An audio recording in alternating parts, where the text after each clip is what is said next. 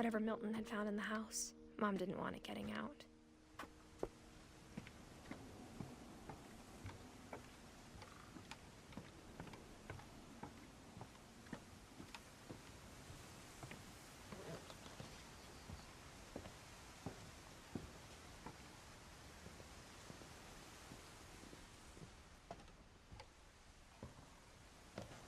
Mom definitely blamed Edie, but I think Louis blamed himself. After he graduated, he just spent more and more time in his room, until Mom got him a job at the cannery.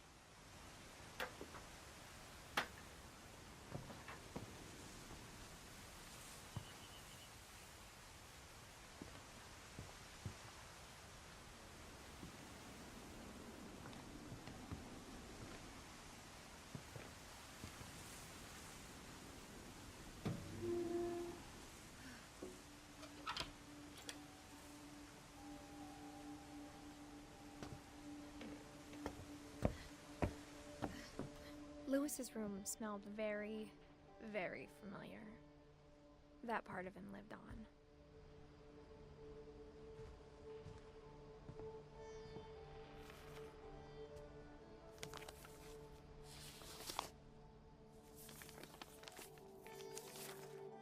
Dear Mrs. Finch, as Louis's psychiatrist, I can understand your desire for an explanation.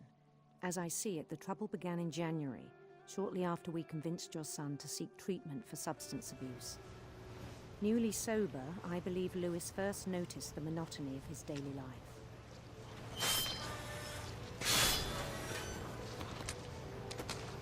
He kept working at the cannery, but he withdrew part of himself. In our sessions, I saw the same behavior. His mind began to wander. I asked him to describe it. He said he started small, imagining a labyrinth. He'd feel his way about.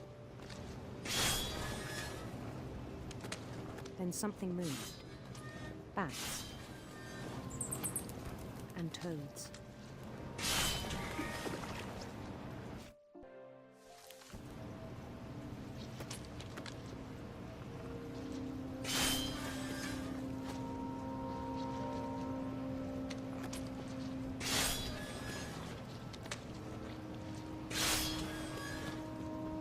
And things that have not names. He knew it was all in his head. But he took it very seriously. I had hoped he'd find himself.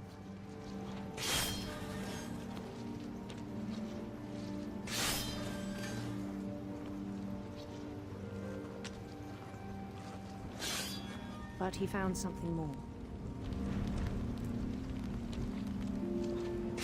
I worried about him then. Daydreaming at the cannery, I spoke with his boss. But he said Louis had become a model employee. Methodical, tireless, focused. Like a whole new Louis. So I let him go on.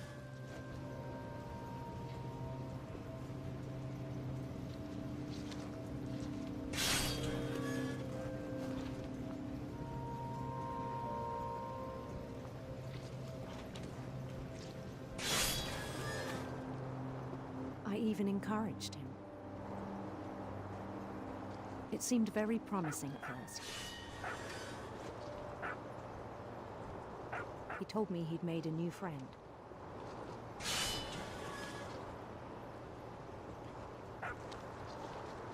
On the edge of a city he named Louis Utopia. He built the city up slowly, brick by brick. Then he made musicians.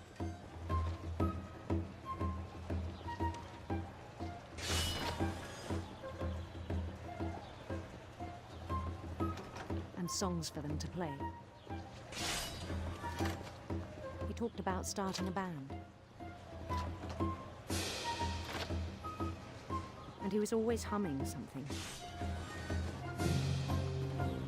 Every day his imagination grew stronger.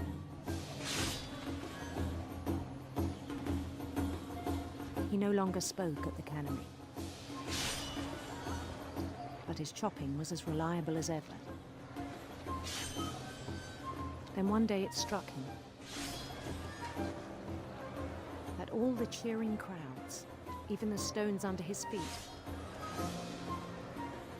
were all in his imagination, so he could do whatever he wished.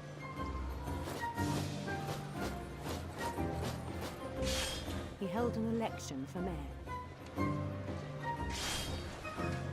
and he won.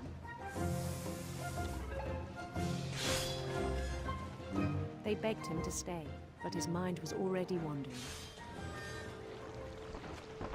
It became a game for him.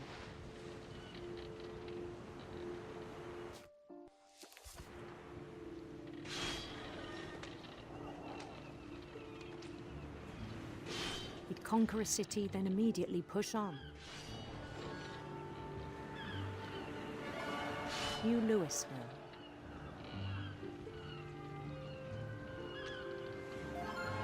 St. Louis. He started drifting away from our reality.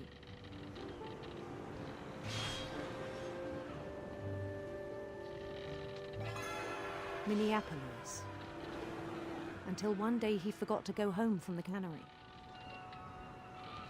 Even as his mother pleaded with him, part of Louis kept sailing on.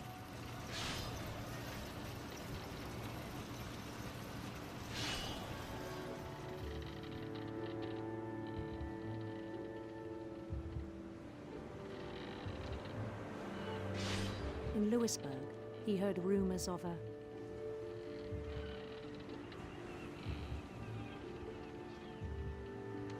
handsome queen.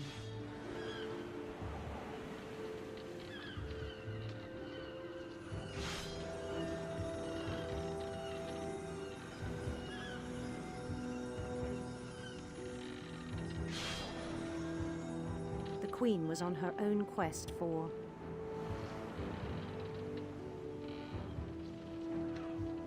radiant rainbows.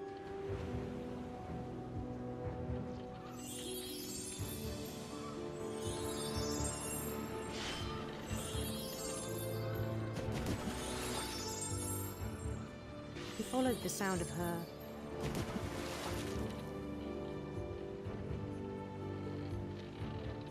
electric sitar.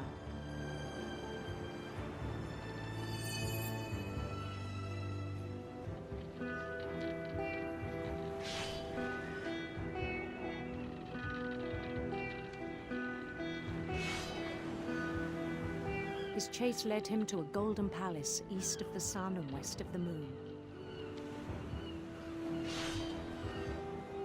Even then, his logic remained sound.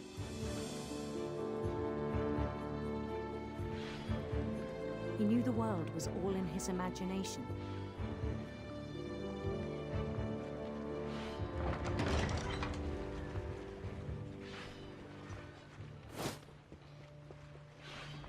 But he was so proud of having created it. In his own eyes, he'd become something greater than a king.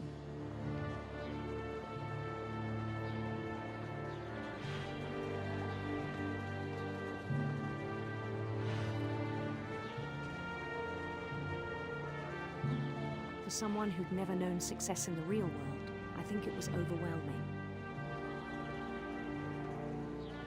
And then it struck him that the real Louis was not the one chopping salmon, but the one climbing the steps of a golden palace.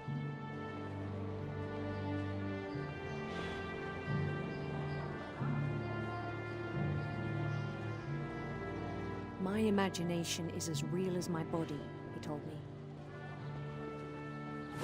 It was hard to argue with him.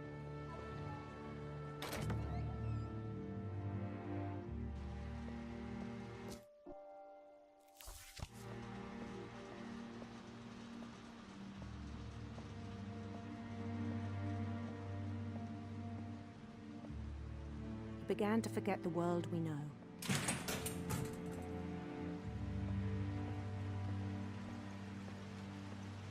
I think it pained him to remember Lewis, the cannery worker.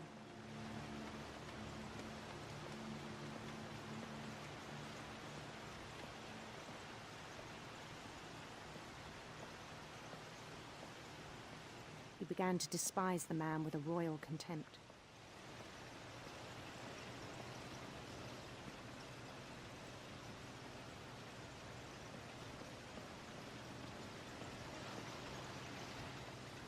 I still thought I could save him.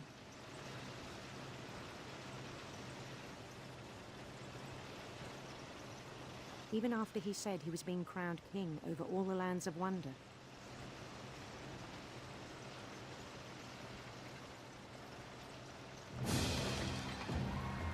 The palace would be packed with his companions.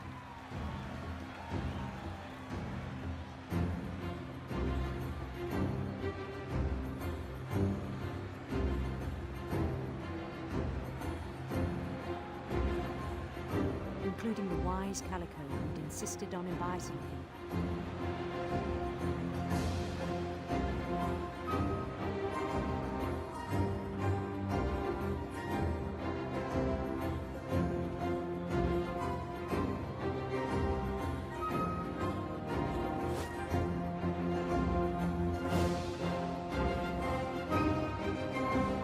His queen waited, holding his crown.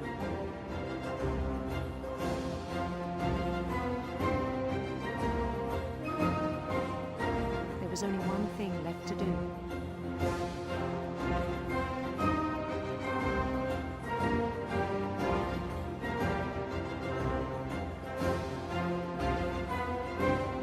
Bend down his head.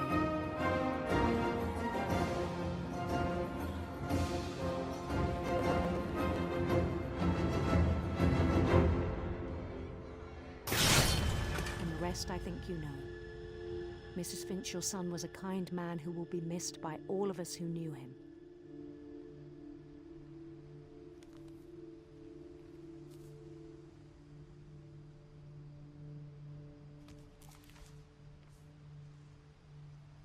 My brother was really cool. I wish you could have met him.